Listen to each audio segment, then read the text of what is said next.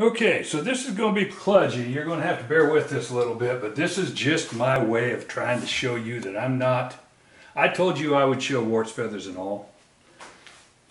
This up here is a live video feed, even though you can't see it. There are two groups on there.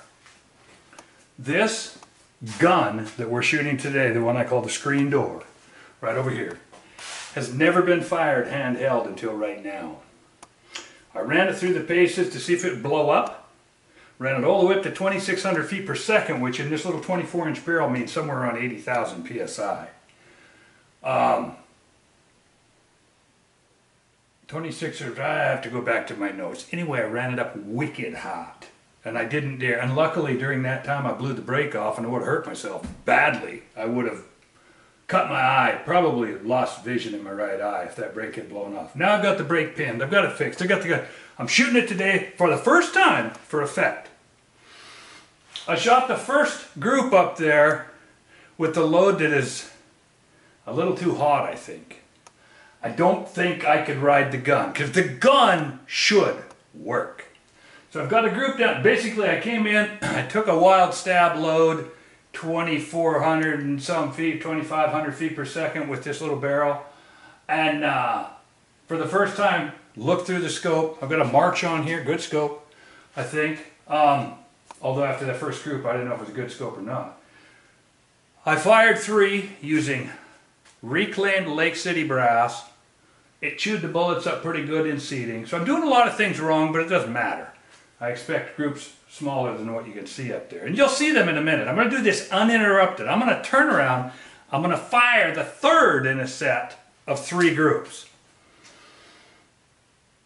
To test these guns out, I have to fire 50 rounds through each one. It's 4 guns, it's 200. I can't do that, but right now, this is the debut of my 50 BMG project. This is the screen door. Little itty bitty. I'm just throwing loads at it. The first ones I made out of Lake City brass, and I ran them so hot that it was just beating the piss out of me. I mean, I felt I had trouble. So I backed it way down. Still a usable load. Still carries a ton of energy to 1,000 yards. Still kill an elk. 2 tons of energy to 1,000 yards. Wind drift. Anyway, I backed it down lower than where I want to be. And I got a result that's up there. It's the one closest. Now I'm going to drop another group, hopefully in between these 2 groups, on camera. And then we'll go pan up, take a look at that, and show you what we got going here. So, without further ado, let me get tucked in here. And let's unrip. You get to see how this thing, this is a medium. Now, understand, to get guns to shoot in the court, you got to do stuff. You got to set seating depth. You got to play with. I've got 3 loads here that are like, I don't know, 6 grains apart or something. I'm just jumping. One of them is, what do I got here? I did 220 grains, 220 grains of RL50. Then, because it beat me to death, I dropped down to 105 grains of RL50 and some Hornady brass.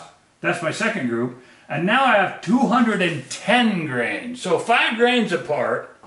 The first 2 were jumping the bullets just because I didn't even take the time to set my cedar die.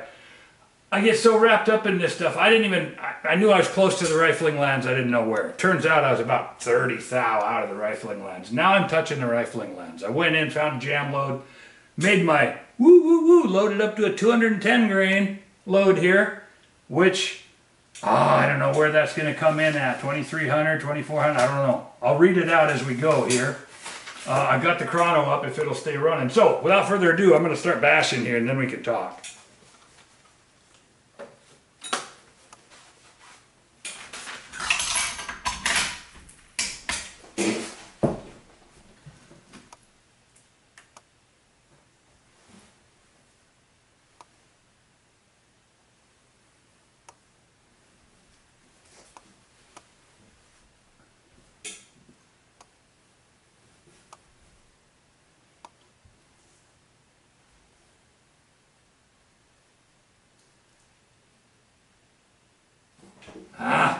Stupid Labrador. I hope we get some velocity readings. We'll see. Hopefully get some pictures too. We'll see. These sandbags are so kludged up. They're literally sandbags. Shot bags filled with sand. And I just am squinching them up and down. I'm not using the rest. There's so much wrong with this setup I couldn't make a PPC shoot right. But that's okay.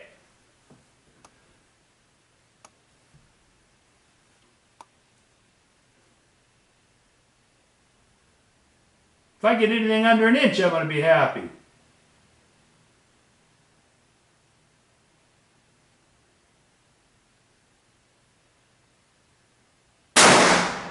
Oh, the bags are gone. 2178 looks like. Well, I was expecting to be somewhere around 2200. That acts like a leaked primer. These might still be hot. I don't know. This is all brand new, people. Brand. Like, I don't know. We'll see. I don't even know if I'm on the paper down there.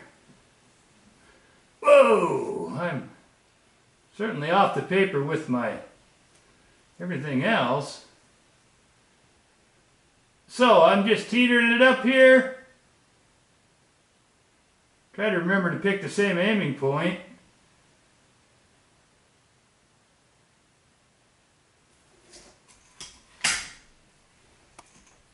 What in the world?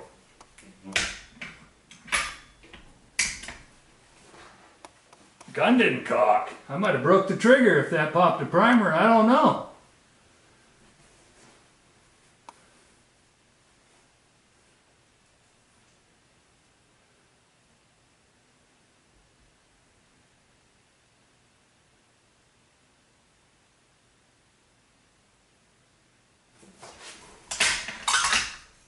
Something weird happened.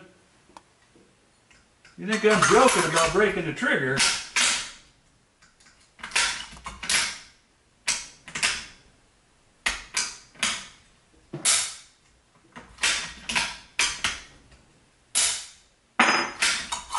Don't know anything about these homemade triggers this guy brings out, but I know this discombobulates my baggage.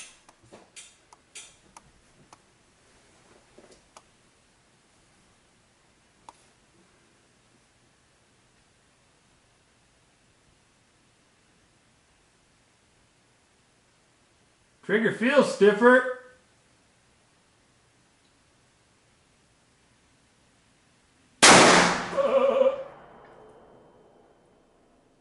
Rat-a-tat-tat. Those bags were just jimmy jacked up really badly.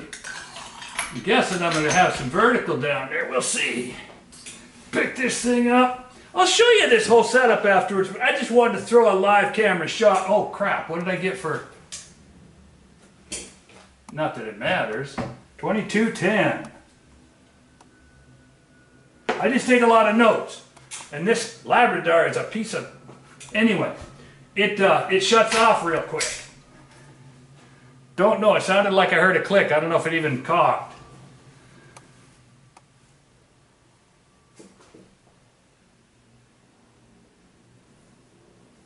Okay. My front bags. Now you can see how much we're jumping around here. These are violent. Don't care. Like I said, if I see something with promise.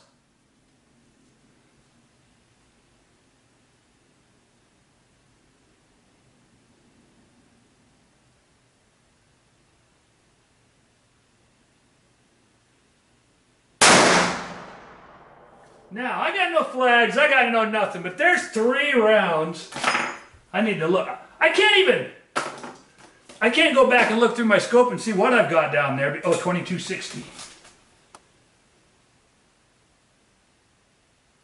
Got some wild, these are weighed charges, and I got over 70 feet per second of variation. That's weird. I'm wondering if something's, probably this goofed up trigger assembly.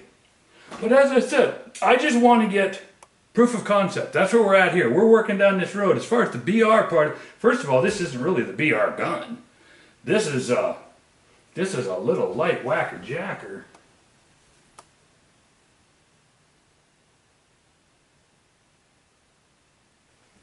Okay, didn't shoot well either.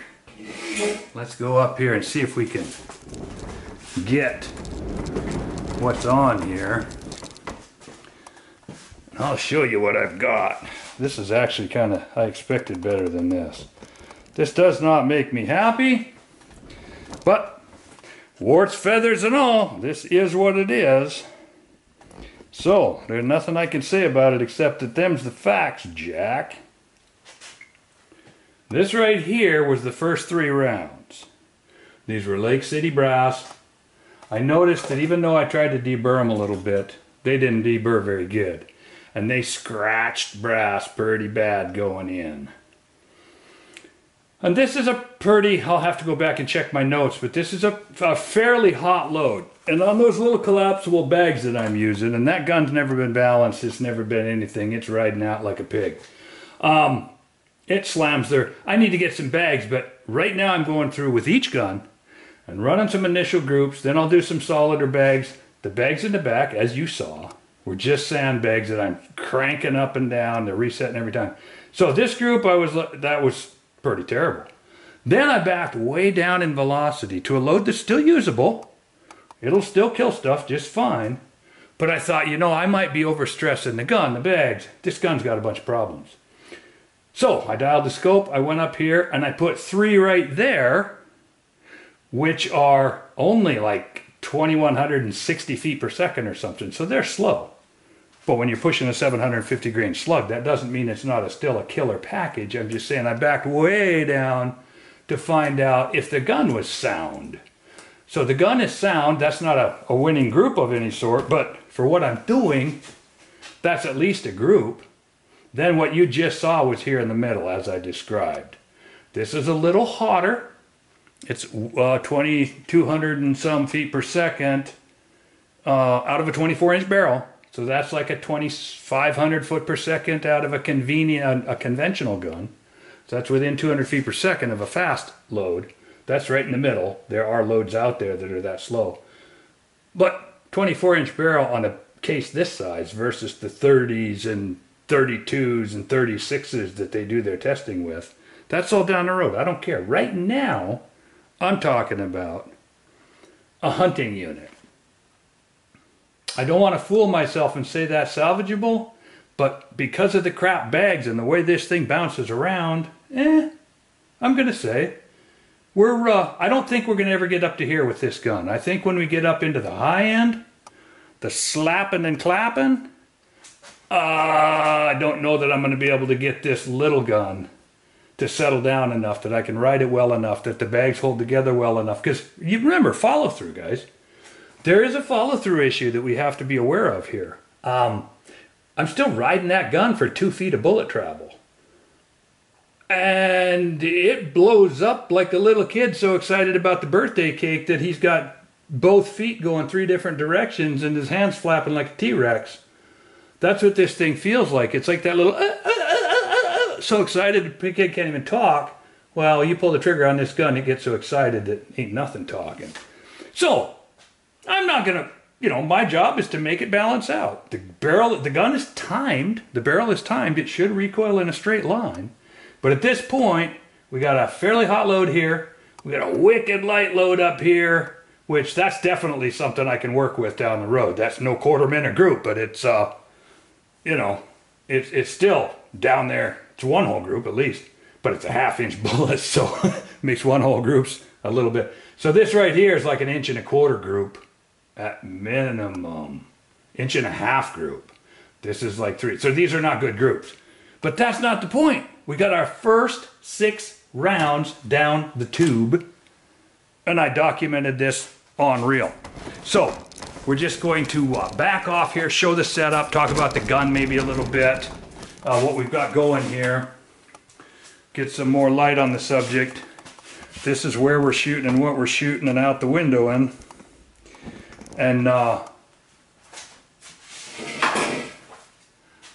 this is the gun I've been calling the screen door. I need to make sure that I got my notes here. 210 RL50, 2178, 2210, 2260. So 22 plus, but terrible. I'm gonna have to go inside this thing. I might have got sloppy and didn't check this Hornady brass right. And I might find out that I don't think it got too long. I checked all this earlier. I Teslonged all my other stuff. Here's an interesting thing. Right in the middle of this, I fired this brass the first time. And then I went to fire it the second time. And it's blowing out so fat, I couldn't even get it into the resizing die. It ringed the resizing die. So I had to take the resizing die out and lathe and open it up enough. Because this is one of the chambers I got blown out 20 thou over. It's fat, and this is a crap case because it's scrubbed flat on this side and it's got a big bulge on this side. So this is I say scrubbed flat on this side, got a big bulge on this side. This is a Hornady case. So far the Lake City brass has come out more concentric than the Hornady's. I popped this thing out and I'm like, dude, it's got a bass fish belly on it.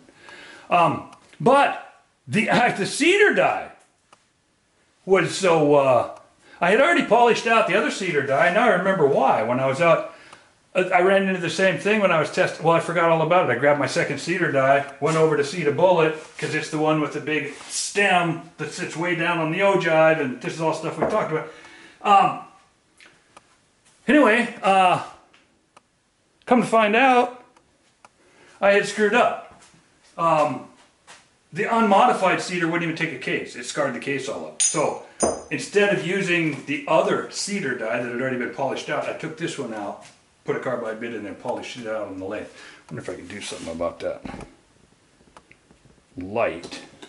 You know what? I'm going to come around over here just to get out of the light. Maybe I'll turn this off. We're done with it anyway. So that can go off.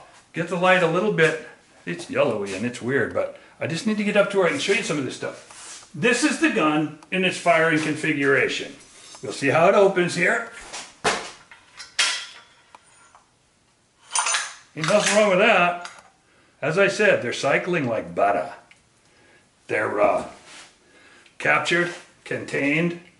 This is as it sits now. I had to build this block up here. I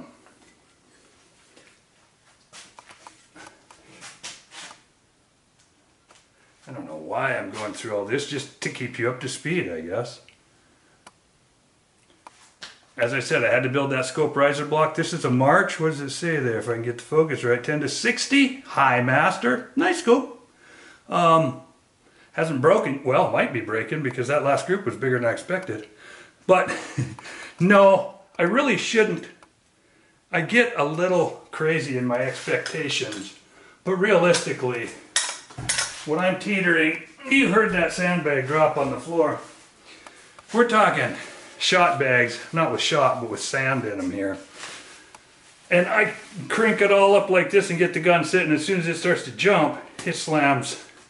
There's a lot of things wrong. I don't have any big issues with the size of that group. Let me just put it that way. I will be able to get that out of there. I am convinced right now, from what I've seen, I can make this gun shoot quarter minute. Of course, that's just talk until I've got the targets to prove it, and I'll show it to you. But there is one thing to remember here that, get my notes laid around here so I can find a place to rest my hand. Even those,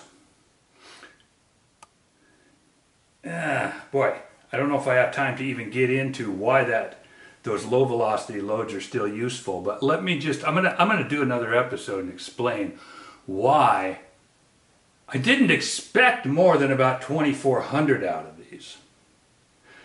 I did get up to 2,600 with my proof load out of the 24-inch barrel, but I was wrecking the brass, and that was when I was trying to decide if this barrel was going to blow sky high or not. So, realistically, somewhere between 22 and 24 is all I've expected out of these little short barrels, these little pack-around guns. But understand, in the real world of shooting stuff at long range, it's immaterial. You got two things.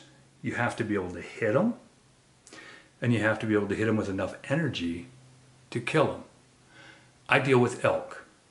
Elk need at least a ton laid on them.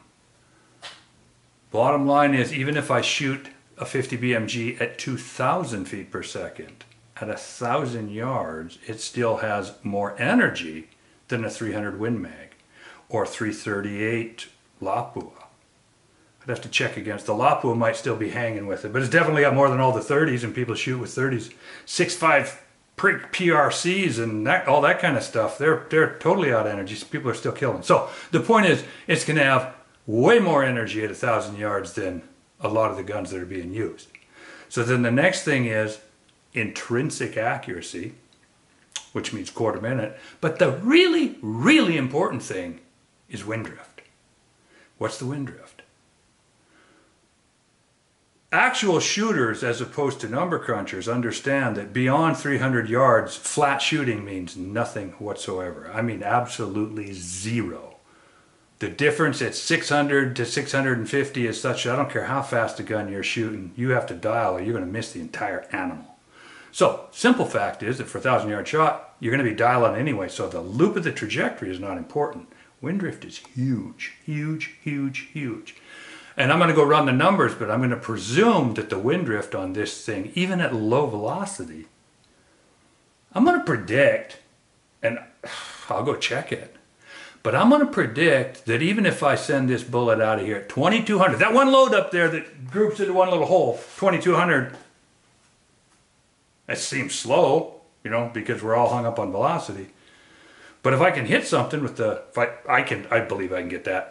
So somewhere between that 2,200-2,300 range, I should be able to get something that will make my accuracy parameter. That means it'll hit the size that I want at 1,000 yards. It'll carry the energy that I want. So the only thing left is wind drift, and I'm going to propose that the wind drift is going to be between 1/3 and 50% less, at least 1/3 less than a 300 Win Mag or a PRC or a 7 Mag or any of these other things. So, as I said, I'm going to have to put together another episode, but hey, at least you got to see the thing shoot. Violent little bitches, to tell you that.